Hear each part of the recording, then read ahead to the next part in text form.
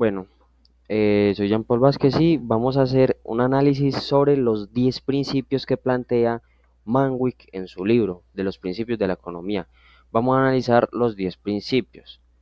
Bueno, después de hacer la lectura de este texto, del primer capítulo claramente, donde hablan de los 10 principios de la economía, primero que todo, menciona algo muy importante que es lo que nos va a direccionar a toda la temática sobre la economía, que es que la economía proviene de la palabra oikonomos del latín, y esto significa eh, el que administra una casa. Entonces, ¿por qué hacen esa ideología? Y es que principalmente el que administra una casa tiene que saberla administrar. ¿Por qué? Porque tiene que encargarse de que una persona haga los oficios, que una persona haga la comida, etcétera, etcétera, etcétera, para que tenga un buen, pues para que sea un buen hogar, por llamarlo de alguna manera, tiene que saber cómo manejarlo. Entonces de ahí viene la economía. A su vez, la economía estudia cómo la sociedad administra sus recursos y también pues por eso hacen como la relación con el que administra una casa. Bueno, ahora sí empecemos a analizar los principios de la economía. Bueno, primero que todo, él los divide en tres secciones, que son cómo las personas toman sus decisiones, cómo interactúan los individuos y cómo funciona la economía en conjunto. Entonces, empecemos a analizar los cuatro primeros de cómo las personas toman sus decisiones. Bueno, primero que todo, tenemos acá los primeros cuatro principios, que los primeros son las decisiones. El segundo principio, el costo de algo es lo que se renuncia para obtenerlo. El tercero es el pensamiento racional y el cuatro son los incentivos. Bueno, vamos a pasar a explicar cada uno poco a poco. Entonces, primero, por parte de las decisiones, es algo que de hecho todos los principios se relacionan un poquito entre sí, y es que para obtener algo siempre hay que renunciar a algo. Entonces, esto, ¿por qué lo metemos acá en decisiones y no en el segundo? Pues porque se ven que son directamente relacionados. ¿Por qué? Porque las decisiones es la primera cosa que hacemos al momento de querer algo, porque al querer ese algo vamos a renunciar a algo, puede ser, yo qué sé, dinero, tiempo, etcétera, etcétera. Entonces, esa es la primera cosa que nosotros hacemos, la primera acción que nosotros somos es decidir qué queremos y qué vamos a dar para obtenerlo. Bueno, por otra parte, tenemos la eficiencia que es mayor a la equidad. Bueno, según se puede decir que la ley de eficiencia y equidad, se necesita gente con escasos recursos. Esto es algo que en la lectura me llamó la atención. No está como tal explícitamente, pero me llamó mucho la atención. Y es que, según explican sobre la eficiencia y la equidad, es que necesitamos, en la economía necesitamos personas de escasos recursos o que necesiten, o que tengan una motivación de mala manera, por así decirlo, para trabajar, para sacar una eficiencia en algún campo laboral, que la eficiencia se traduce a los beneficios que se saca de algún recurso natural o algún recurso en general. Entonces, como bien sabemos, si una persona tiene demasiados recursos, es una persona que no va a generar una eficiencia en la economía.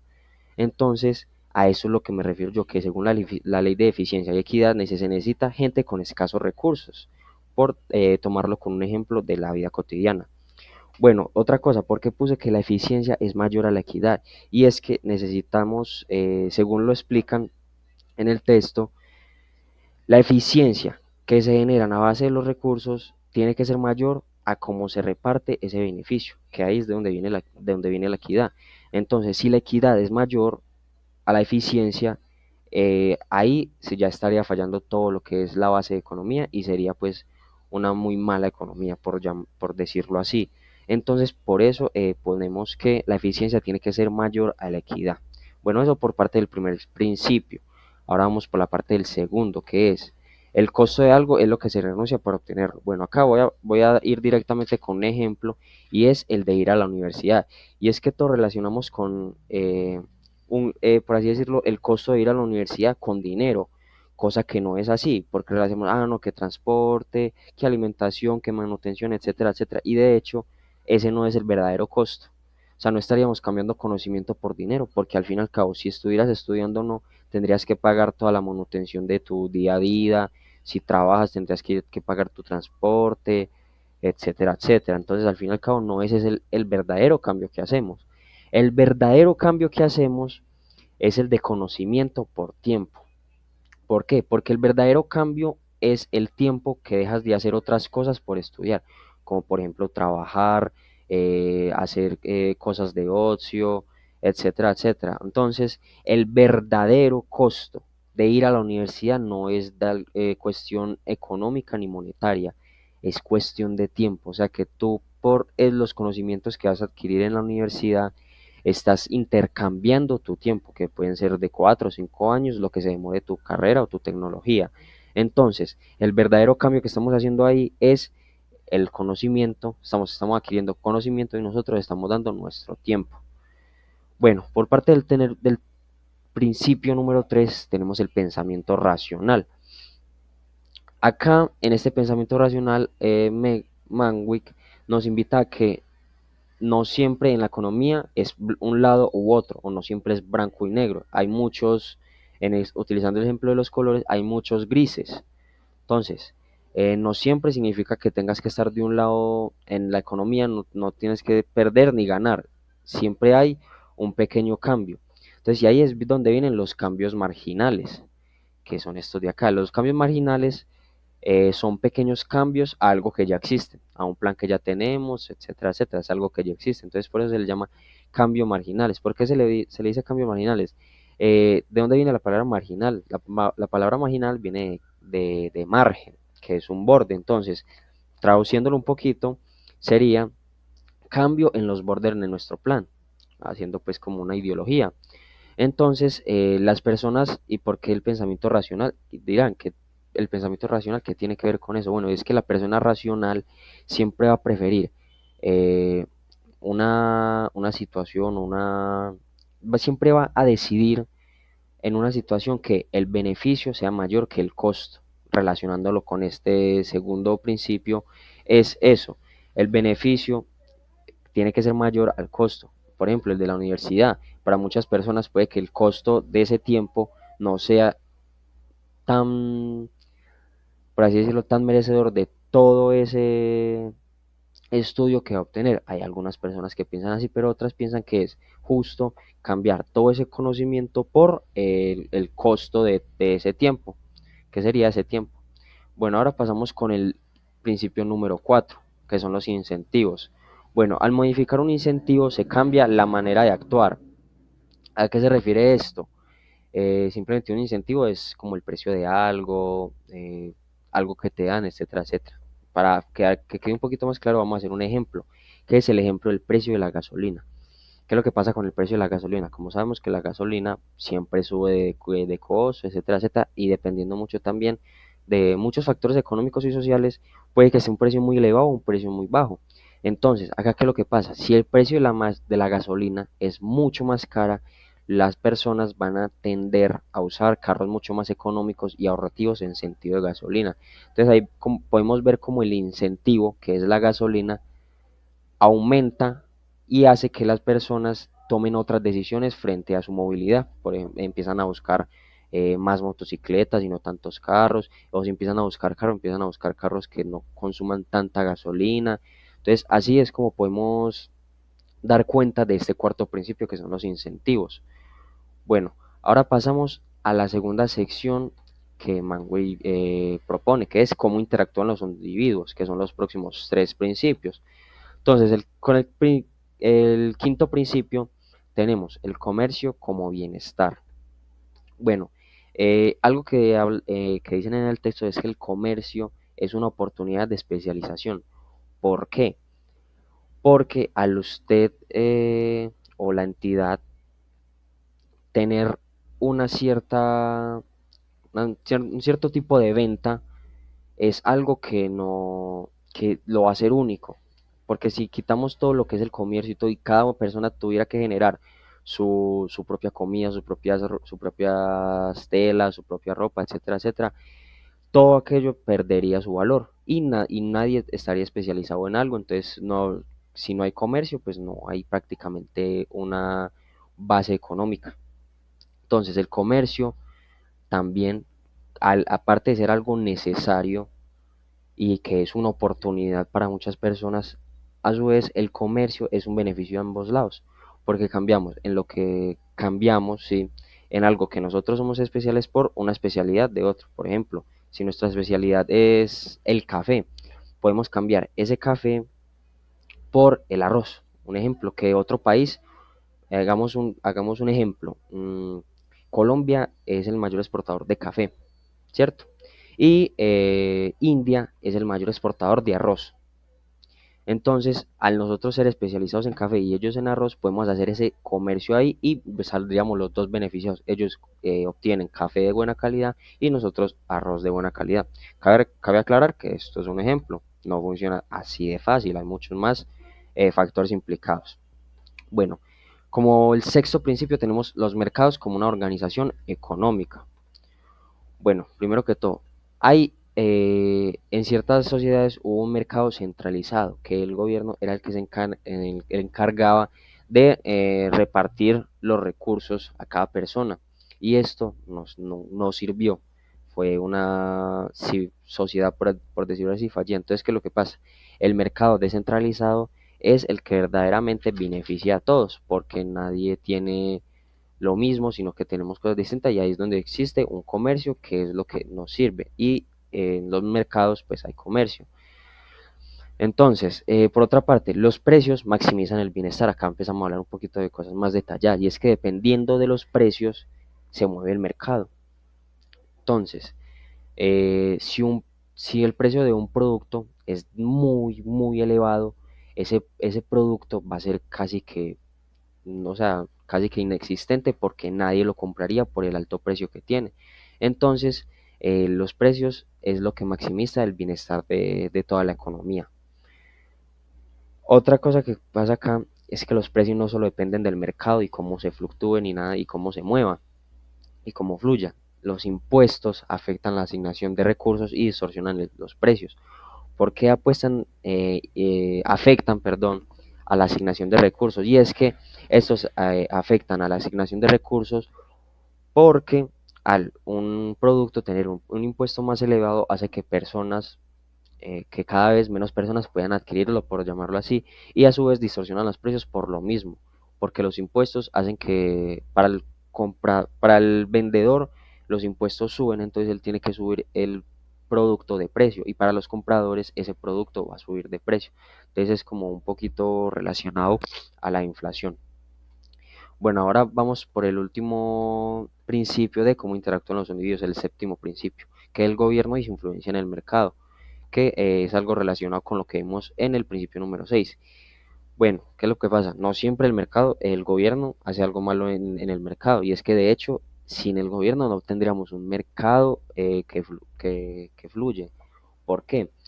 Porque sin el mercado, sin el gobierno, perdón, el sistema de leyes económicas, como lo puse ahí, no existiría. Entonces eso hace que no las personas tengan miedo a vender sus productos porque no se los paguen o que tengan miedo a comprar algo porque no al final cada uno reciban el producto, etcétera, etcétera. Entonces el sistema de leyes económicas hace que haya como unas garantías para que el mercado sea un lugar mucho más seguro o el comercio.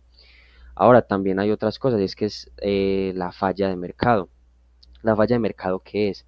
La falla de mercado es cuando el propio mercado, por su propia fluencia, no es capaz o no tiene la capacidad de asignar los recursos de manera correcta. Entonces ahí es donde el gobierno entra y hace un pequeño cambio en esa falla y para que siga la corriente del mercado. Ahora, el poder de mercado.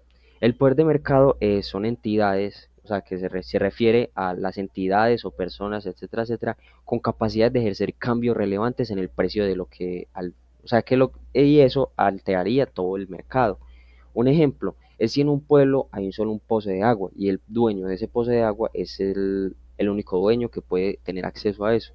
¿Qué es lo que pasa? Esa persona va a empezar a aumentar los precios de manera exorbitante, lo que va a hacer que el mercado llegue hasta ahí, porque al tener precios muy elevados, simplemente va a ser a beneficio de él y las otras personas no van a tener un beneficio costo justo.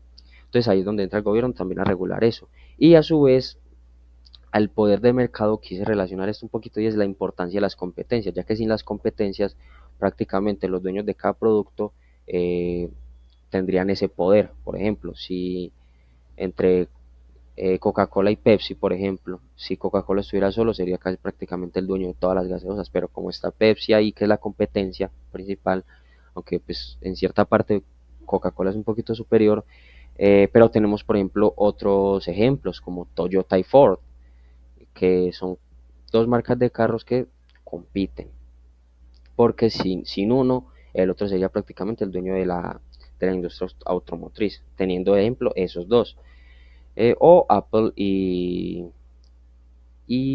la otra marca, y una marca que es de Japón, que no me acuerdo muy bien, creo que es Samsung, si no me equivoco, no recuerdo, como son ahí competencias, eso hace que ninguna de las dos se apodere del mercado. Bueno, ahora pasamos con los últimos tres principios, que son los de cómo funciona la economía en conjunto. Bueno, por parte del principio número 8 tenemos los bienes y servicios. Los bienes y servicios, ¿qué son?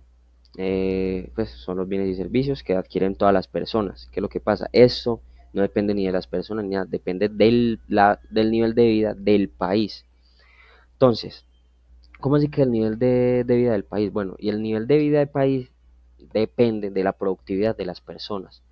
Así que podríamos decir que los bienes y servicios son una función exponencial de la productividad con el nivel de vida. Entonces, a mayor productividad, mayor nivel de vida, lo que hace que a mayor nivel de vida, mayores son los bienes y servicios que hay. Otra cosa que influye también mucho en la calidad y la productividad de los bienes y servicios es esta formulita que tenemos acá, que es el conocimiento que brinda o el país, las herramientas que brinda y la tecnología que hay en ese momento. Eso hace que entre mayor conocimiento, mayor herramientas y mayor tecnología haya mayor productividad. Entonces, eso es una como formulita para saber cómo tener una buena productividad, que es algo en lo que fallan muchos países, porque pueden tener el conocimiento y las herramientas, pero no la tecnología, o la tecnología y el conocimiento, pero no las herramientas, etcétera, etcétera. Bueno, pasamos al principio número 9, que es la impresión de dinero, y acá vamos a hablar un poquito también sobre la inflación. Bueno, sin control, o sea, una impresión de dinero sin control, perdón, habría un aumento, es igual a un aumento de precio increíble en todo, que se traduce a una inflación. Bueno, por ejemplo, entre mayor sea la cantidad de dinero, es menor su valor en inflación. Perdón, es menor su valor y mayor su inflación. Entre menor cantidad de dinero es mayor su valor y menor su inflación.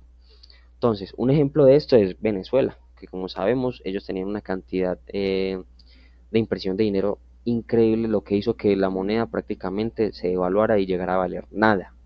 Otro ejemplo es Alemania en 1920, que por ciertos problemas políticos y sociales en esos tiempos, Alemania cada 3 meses, no, cada mes triplicaba sus precios, pero a su vez, triplicaba la producción de dinero, lo que hizo que casi en una diferencia de 1 como a 3, 4 meses, un periódico pasara de valer 70, no recuerdo muy bien la divisa, pero eran, póngale 70 pesos y pasó a valer 70.000 pesos, que obviamente eso es demasiado. Entonces a eso no me quiero referir, se quiere referir Manwick en el principio número 1 con la impresión de dinero. Bueno, y por último tenemos una disyuntiva entre inflación y desempleo. Bueno, tenemos que esta decisión es algo muy complejo, por así decirlo, ya que si incrementamos la producción de dinero o el incremento de dinero, a su vez hay un mayor gasto de todo, de personas y empresas y todo. Entonces, esto hace que haya una mayor demanda de bienes y servicios, que a su vez esta demanda de bienes y servicios mayor hace que haya un incremento en la demanda de todo en general, o sea, un incremento en la demanda de todo, de precios, de trabajadores, de todo. ¿Y qué es lo que hace este incremento en la demanda? Hace que haya un incremento de precio.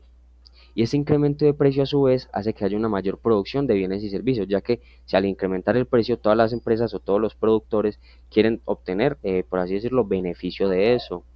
Y por último tenemos la que mayor producción de bienes y servicios hace que haya una mayor contratación de personas, que esta mayor contratación de personas hace que disminuya, disminuya el porcentaje de desempleo, lo que esto haría por así decirlo, algo bueno y a la vez algo malo, porque a mayor inflación, menor cantidad de desempleo o viceversa. Entonces, muchas veces hay que decidir entre tener cierto porcentaje de inflación y cierto porcentaje de desempleo, o cierto porcentaje de desempleo y cierto porcentaje de inflación. Entonces, eso es cómo funciona la economía en un conjunto. Bueno, ahora por parte del aprendizaje de esta lectura y este análisis y la relación con mi carrera. Bueno, primero que todo tenemos que en esta lectura aprendí conceptos nuevos que no conocía o que no había desglosado de manera muy bien, como la inflación y todo eso, y una metodología de entendimiento nueva sobre la economía cotidiana, ya que sí, sabemos que la economía como tal es un intercambio de bienes y servicios y comercio, se podría decir así, de una manera muy básica, pero toda esta lectura hace que yo tenga la capacidad de desglosar todo el proceso de la economía en nuestra cotidianidad, que es algo que muchas personas no saben.